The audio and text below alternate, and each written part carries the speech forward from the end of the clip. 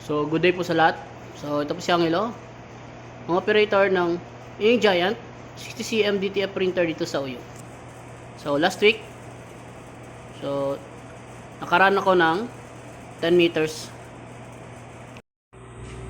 So, ito po yung head area ko po.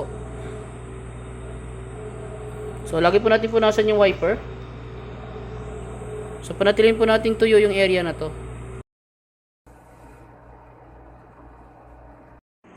So, dito po yung waste tank. Nandito naman yung AVR. Saka nandito po yung ground. So, nakabaon po yan sa semento.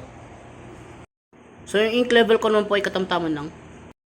After natin ma-on yung printer, so mag-cleaning po tayo. Yung gamit ko po na mode sa cleaning ay normal. After natin mag-cleaning, so magna-nozzle test po tayo. So, i-check po natin yung mga lines kung buo po.